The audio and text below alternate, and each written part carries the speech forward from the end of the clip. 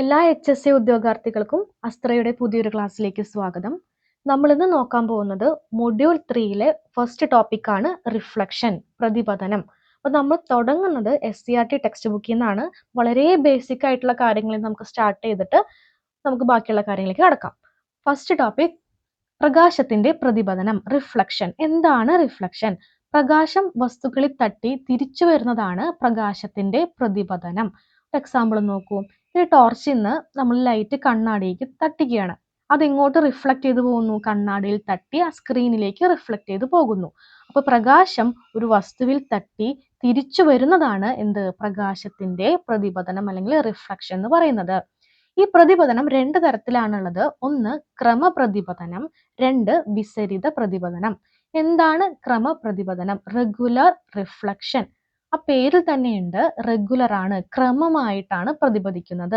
ആ പിക്ചറിൽ നോക്കിയാൽ കാണാം, വരുന്ന രശ്മികള് മുഖം നോക്കുന്ന ദർപ്പണത്തിൽ തട്ടി പാരലൽ ആയിട്ടാണ്, സമാന്തരമായി റെഗുലർ ആയിട്ടാണ് എന്ത് ചെയ്യുന്നത്? റിഫ്ലക്ട് ചെയ്ത് പോകുന്നത്. ഇത് നടക്കണമെങ്കിൽ എന്ത് വേണം? മിനുസമുള്ള പ്രതലം തന്നെ വേണം. എന്ത് നടക്കണമെങ്കിൽ? ക്രമപ്രതിപതനം നടക്കണമെങ്കിൽ. അപ്പൊ എന്താണ് ക്രമപ്രതിപതനം? മിനുസമുള്ള പ്രതലങ്ങളിൽ പ്രകാശം പതിക്കുമ്പോൾ ക്രമമായി പ്രതിപദിക്കുന്നു. ഇതാണ് ക്രമപ്രതിപതനം. ഇങ്ങനെ പാരലായിട്ട് പോകണം എന്നുണ്ടെങ്കിൽ ആ പ്രതലം, ആ സർഫസ് എന്തായിരിക്കണം? മിനുസമുള്ളതായിരിക്കണം. മിനുസമുള്ള പ്രതലത്തിൽ തട്ടിയാൽ മാത്രമേ എന്ത് റിഫ്ലക്ഷൻ നടക്കുള്ളൂ? റെഗുലർ റിഫ്ലക്ഷൻ നടക്കുള്ളൂ. പ്രകാശത്തെ ക്രമമായി പ്രതിപിക്കുന്ന പ്രതലങ്ങളാണ് ദർപ്പണങ്ങൾ. ഈ മിറേഴ്സ് ഒക്കെ എന്താണ്? ക്രമമായി പ്രകാശത്തെ പ്രതിപദിക്കുന്ന ഒരു സർഫസ് ആണ്. പ്രതിബിംബം രൂപീകരിക്കപ്പെടും. ക്രമപ്രതിപതനം നടക്കുമ്പോൾ പ്രതിബിംബം രൂപീകരിക്കപ്പെടും. എക്സാമ്പിൾ, ഈ ക്രമപ്രതിപതനം നടത്തുന്ന സർഫസിന് എക്സാമ്പിൾ ആണ് കണ്ണാടി, പുതിയ സ്റ്റീൽ പാത്രം, മിനുസമുള്ള ടൈൽ. അപ്പൊ എന്താണ് ക്രമപ്രതിപതനം? മിനുസമുള്ള പ്രതലങ്ങളിൽ തട്ടിയിട്ട് പ്രകാശം ക്രമമായി പ്രതിപദിക്കുന്നതാണ് ക്രമപ്രതിപതനം. ഇതിലെ എന്ത് രൂപീകരിക്കപ്പെടും? പ്രതിബിംബം രൂപീകരിക്കപ്പെടുന്നു. എക്സാമ്പിൾ ഏതൊക്കെയാണ്? കണ്ണാടി, പുതിയ സ്റ്റീൽ പാത്രം, മിനുസമുള്ള ടൈൽ. മിനുസമുള്ള എന്തിലും എന്ത് നടക്കും? ക്രമപ്രതിപതനം നടക്കും. വിസരിത പ്രതിപതനം, ഡിഫ്യൂസ്ഡ് റിഫ്ലക്ഷൻ. വിസരിത പ്രതിപതനം മിനുസമില്ലാത്ത പ്രതലങ്ങളിൽ. എങ്ങനെയാണ്? മിനുസമില്ലാത്ത പ്രതലങ്ങളിൽ പ്രകാശം പതിക്കുമ്പോൾ പല ദിശകളിലേക്കും ചിതറിത്തെറിക്കുന്നു. ഇതാണ് വിസരിത പ്രതിപതനം. ആ പിക്ചർ നോക്കൂ. ആ വരുന്ന റേസ് തട്ടിയിട്ട് പാരലായിട്ടാണോ പോകുന്നില്ല, പല പല ദിശകളിലേക്ക് ചിതറിത്തെറിച്ചു പോവുകയാണ്. ഇങ്ങനെയുള്ള കേസസിൽ എന്ത് രൂപീകരിക്കപ്പെടില്ല? പ്രതിബിംബം രൂപീകരിക്കപ്പെടുന്നില്ല. എക്സാമ്പിൾ നോക്കിക്കോളൂ. പേപ്പർ, കാർഡ്ബോർഡ്, തടി.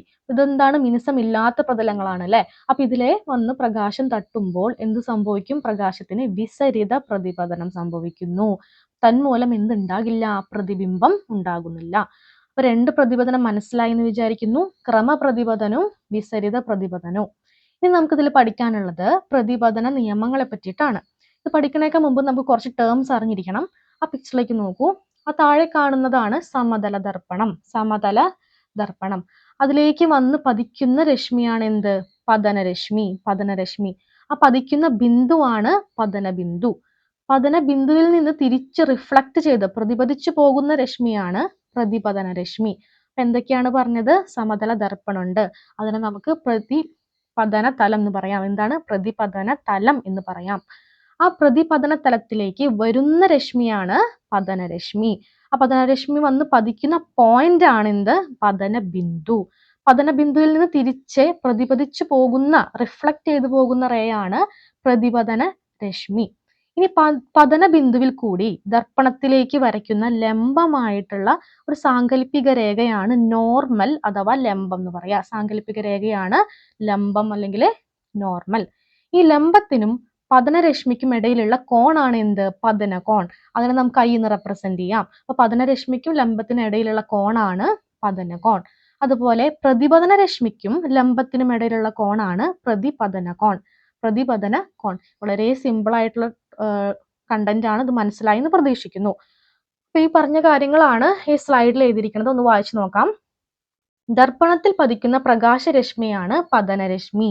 പതനരശ്മി ദർപ്പണത്തിൽ പതിക്കുന്ന ബിന്ദുവാണ് പതനബിന്ദു. പതനബിന്ദുവിൽ ദർപ്പണത്തിന് ലംബമായി വരയ്ക്കുന്ന രേഖയാണ് എന്ത്? ലംബം. പ്രകാശം പതനബിന്ദുവിൽ തട്ടി തിരിച്ചു വരുന്ന രശ്മിയാണ് എന്ത്? പ്രതിപതന രശ്മി. പതനരശ്മിക്കും ലംബത്തിനും ഇടയിലുള്ള കോണിന് എന്താണ് പറയുന്നത്? പതനകോൺ. പ്രതിപതന രശ്മിക്കും ലംബത്തിനും ഇടയിലുള്ള കോണാണ് പ്രതിപതന കോൺ. ഓക്കെ അല്ലേ? ഇനി നമുക്ക് നോക്കാം എന്താണ് പ്രതിപതന നിയമം. രണ്ട് പോയിന്റ്സേ പഠിക്കാനുള്ളൂ. പതനകോണും പ്രതിപതന കോണും തുല്യമായിരിക്കും. അതായത് ഐയും ആറും ഈക്വൽ ആയിരിക്കും. ഐ എന്ന് പറഞ്ഞ എന്താണ്? പതനകോൺ. ആർ എന്ന് പറഞ്ഞ എന്താണ്? പ്രതിപതന കോൺ. ഇത് രണ്ടും ഈക്വൽ ആയിരിക്കും. I equal to R. I equal to R. ഇനി സെക്കൻഡ് പോയിന്റ് നോക്കിക്കോളൂ. പതനരശ്മിയും പ്രതിപതന രശ്മിയും പതന ബിന്ദുവിലേക്കുള്ള ലംബവും ഏതൊക്കെയാണ്? പതനരശ്മിയും പ്രതിപതന രശ്മിയും പതന ബിന്ദുവിലേക്കുള്ള ലംബവും ഒരേ തലത്തിലായിരിക്കും, സെയിം പ്ലെയിനിലായിരിക്കും. എന്ന് വെച്ചാൽ എന്താണ്? ഈ പിക്ചർ നോക്കൂ. ഇതിൽ 4 പ്ലെയിൻസ് കാണാം അല്ലെ? 4 പ്ലെയിൻസ് ഇതിലുണ്ട്. അതിലെ പതനരശ്മിയും പ്രതിപതന രശ്മിയും ലംബവും എന്തായിരിക്കും? ഒരേ പ്രതലത്തിലായിരിക്കും എന്നാണ് പറയണത്. അത് ആ പിക്ചർ നോക്കിയാൽ നിങ്ങൾക്ക് മനസ്സിലാവുമെന്ന് പ്രതീക്ഷിക്കുന്നു. ഒരു പ്ലെയിനിലാണ് ഈ പറയുന്ന 3 പേര് നിൽക്കുന്നത്. അപ്പൊ എന്താണ് നമ്മുടെ പ്രതിപതന നിയമം? പതനകോണും പ്രതിപതന കോണും തുല്യമായിരിക്കും. ഇതൊക്കെ സ്റ്റേറ്റ്മെന്റ് ചോദ്യത്തിൽ വരാവുന്നതാണ് കേട്ടോ. അതാണ് ഇങ്ങനെ റിപ്പീറ്റ് ചെയ്ത് പറയുന്നത്. ഐ ഈക്വൽ ടു ആർ ആയിരിക്കും. പിന്നെ എന്താണ്? സെക്കൻഡ് വൺ എന്താണ്? പതനരശ്മിയും പ്രതിപതന രശ്മിയും പതന ബിന്ദുവിലേക്കുള്ള ലംബവും എന്തായിരിക്കും? സെയിം പ്ലെയിനിലായിരിക്കും, ഒരേ തലത്തിൽ ആയിരിക്കും. അപ്പൊ വളരെ കുറച്ച് കാര്യങ്ങളാണ് ഈ ഭാഗത്ത് നമുക്ക് പഠിക്കാനുള്ളൂ. നമുക്ക് ഒന്നും കൂടി നോക്കാം. പ്രതിപതനം 2 ടൈപ്പിനാണുള്ളത്. ക്രമപ്രതിപതനമുണ്ട്, വിസരിത പ്രതിപതനമുണ്ട്. എന്താ ക്രമപ്രതിപതനത്തിൽ പറയുന്നത്? മിനുസമുള്ള പ്രതലങ്ങളിൽ ആണ് നടക്കുന്നത്. വിസരിതോ മിനുസമില്ലാത്ത പ്രതലത്തിലാണ് നടക്കുന്നത്. ക്രമപ്രതിപതനത്തിൽ എന്ത് രൂപീകരിക്കപ്പെടുന്നു? പ്രതിബിംബം രൂപീകരിക്കപ്പെടുന്നു. എന്നാൽ വിസരിത പതനത്തിൽ എന്ത് രൂപീകരിക്കപ്പെടുന്നില്ല? പ്രതിബിംബം രൂപീകരിക്കപ്പെടുന്നില്ല. ഇനി എക്സാമ്പിൾ നോക്കിയേ. ക്രമപ്രതിപതനം നടക്കണമെങ്കിൽ എവിടേക്കാണ് നടക്കുക? കണ്ണാടി, പുതിയ സ്റ്റീൽ പാത്രം, മിനുസമുള്ള ടൈല്. മിനുസമുള്ള എല്ലാത്തിലും എന്ത് നടക്കും? ക്രമപ്രതിപതനം നടക്കും. ഇനി വിസരിത പ്രതിപതനം എവിടേക്കാണ് നടക്കുക? പേപ്പർ, കാർഡ്ബോർഡ്, തടി. അതായത് മിനുസമില്ലാത്ത പ്രതലങ്ങളിലാണിത് നടക്കുക. പിന്നെ എന്താ നമ്മൾ പഠിച്ചേ? പ്രതിപതന നിയമമാണ് പഠിച്ചത്. 2 പോയിന്റുള്ള എന്താണ്? ഐ ഈക്വൽ ടു ആർ ആണ്. പിന്നെ പതനരശ്മിയും പ്രതിപതന രശ്മിയും ലംബവും എന്തായിരിക്കും? ഒരേ തലത്തിലായിരിക്കും, സെയിം പ്ലെയിനിലായിരിക്കും. ഇത്രയാണ് നമ്മൾ ഇതിൽ പഠിക്കുന്നത്. നമുക്കതുമായി ബന്ധപ്പെട്ടുള്ള ചോദ്യങ്ങൾ നോക്കാം. അന്തരീക്ഷത്തിലെ പൊടിപടലങ്ങളിൽ സൂര്യപ്രകാശത്തിന് സംഭവിക്കുന്നത് എന്താണ്? ക്രമപ്രതിപതനം, വിസരിത പ്രതിപതനം, എയും ബിയും ഇവയൊന്നുമല്ല. അപ്പൊ പൊടിപടലങ്ങൾ തട്ടിയിട്ട് സൂര്യപ്രകാശം ചിന്നിച്ചിതറി പോകുന്നുണ്ട് അല്ലെ? അത് എന്ത് തരത്തിലുള്ള പ്രതിപതനാണെന്നാണ് ചോദിച്ചിരിക്കുന്നത്. ക്രമപ്രതിപതനായിരിക്കുമോ? ഈ പൊടിപടലം മിനുസമുള്ളതാണോ? അല്ലല്ലോ. അപ്പൊ എന്താണ്? വിസരിത പ്രതിപതനായിരിക്കും. ചുവടെ തന്നിരിക്കുന്നവയിൽ ശരിയായ പ്രസ്താവന ഏത്? മിനുസമുള്ള പ്രതലങ്ങളിൽ തട്ടി പ്രകാശം പ്രതിപതിക്കുമ്പോൾ പതനകോണും പ്രതിപതന കോണും വ്യത്യസ്തമായിരിക്കും. ശരിയാണോ ആ സ്റ്റേറ്റ്മെന്റ്? നമ്മൾ എന്താ പഠിച്ചത്? ഐ ഈക്വൽ ടു ആർ എന്നല്ലേ? മിനുസുള്ള പ്രതലങ്ങളിലെ ഐ ഈക്വൽ ടു ആർ എന്നാണ് നമ്മൾ പഠിച്ചിരിക്കുന്നത്. അപ്പൊ സ്റ്റേറ്റ്മെന്റ് തെറ്റാണ്. മിനുസമുള്ള പ്രതലങ്ങളിൽ പ്രകാശം പതിക്കുമ്പോൾ ക്രമമായി പ്രതിപതിക്കുന്നു. ഇതാണ് ക്രമപ്രതിപതനം. അത് കറക്റ്റ് അല്ലേ? മിനുസമുള്ളതിൽ തട്ടിക്കഴിഞ്ഞാൽ ക്രമമായിട്ട് പതിക്കും. മിനുസമില്ലാത്തതിലാണെങ്കിൽ വിസരിത പ്രതിപതനാണ് നമ്മൾ പഠിച്ചതാണ്. അപ്പൊ രണ്ടാമത്തെ ഓപ്ഷൻ ആണ് കറക്റ്റ്. അപ്പൊ എന്ത് വരും? 1 മാത്രം, 2 മാത്രം, രണ്ടും ശരിയാണ്, രണ്ടും തെറ്റാണ്. എന്താണ് വരിക? ഓപ്ഷൻ ബി ആണ് ആൻസർ വരിക. അടുത്ത ചോദ്യം. താഴെ തന്നിരിക്കുന്നവയിൽ ക്രമപ്രതിപതനം നടക്കുന്ന പ്രതലം കണ്ടെത്തുക. ക്രമപ്രതിപതനാണ്. അപ്പൊ മിനുസമുള്ളതാണ് നമ്മൾ നോക്കേണ്ടത്. തുണി, ഗ്ലാസ്, പേപ്പർ, മരക്കഷ്ണം. ഇതിൽ ഏതാണ് മിനുസുള്ളത്? ഏതാണ്? ഗ്ലാസ് ആണ് അല്ലെ? അപ്പൊ എന്താണ് ആൻസർ വരിക? Option B. ദർപ്പണങ്ങളിൽ നടക്കുന്ന പ്രതിപതനം ഏതാണ്? Option A ക്രമപ്രതിപതനം, വിസരിത പ്രതിപതനം, പ്രകീർണനം ഇവയൊന്നുമല്ല. ദർപ്പണങ്ങളാണ് തന്നിരിക്കുന്നത്. ദർപ്പണം എന്താണ്? മിനുസമുള്ളതല്ലേ? മിനുസമുള്ളതിൽ ഏതാ നടക്കുക? ക്രമപ്രതിപതനം. അപ്പൊ ഏതായിരിക്കും ആൻസർ? Option A.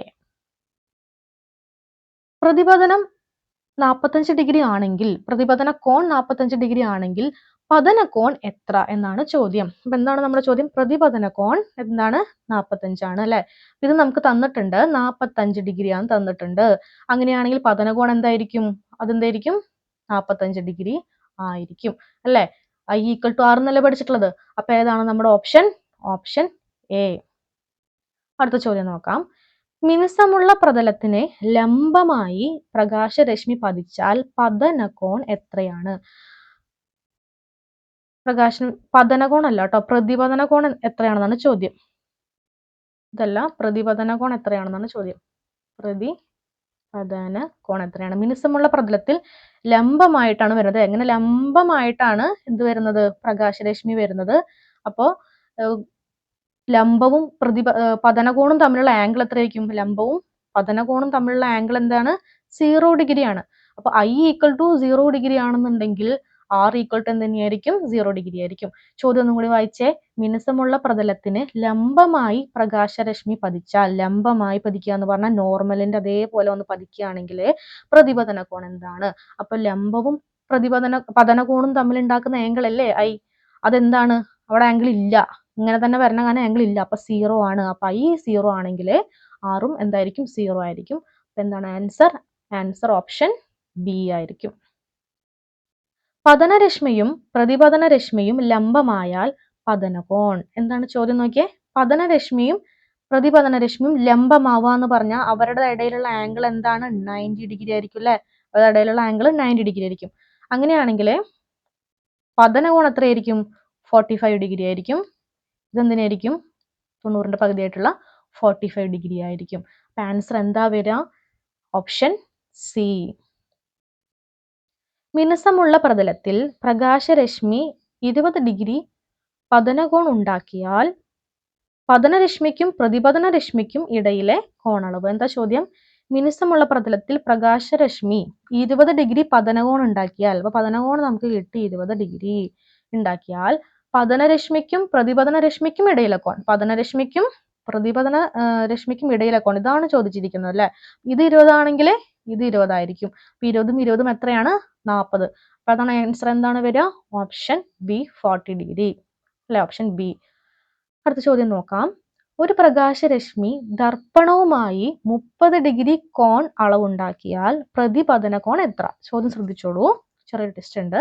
ഒരു പ്രകാശരശ്മി ദർപ്പണവുമായി 30 ഡിഗ്രി അല്ലെ. പ്രകാശരശ്മി ദർപ്പണവുമായി, അപ്പൊ ഈ ആംഗിളാണ് തന്നിരിക്കുന്നത്. ദർപ്പണവുമായിട്ട് 30 ഡിഗ്രി കോണളവ് ഉണ്ടാക്കിയാൽ പ്രതിപതന കോൺ, ഈ പ്രതിപതന കോൺ എത്രയാണെന്നാണ് ചോദ്യം.